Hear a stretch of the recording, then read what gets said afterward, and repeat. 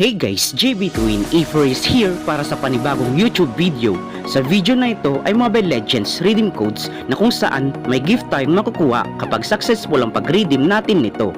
Kaya kung interesado ka sa video na ito, panoorin hanggang dulo at huwag kakalimutan na i-like, i-subscribe ang aking YouTube channel at pindutin ang bell button to stay updated with new uploads. Maraming salamat! Narito ang iba't ibang klase ng Mobile Legends redeem codes. Kasama na dito ang no limit at limited redeem codes. At mayroon ding redeem code na kailangan gumamit ng VPN. At sa mga naghahanap ng diamonds, emoji at permanent skin code ay kailangan updated tayo sa mga events na kung saan ay gagawin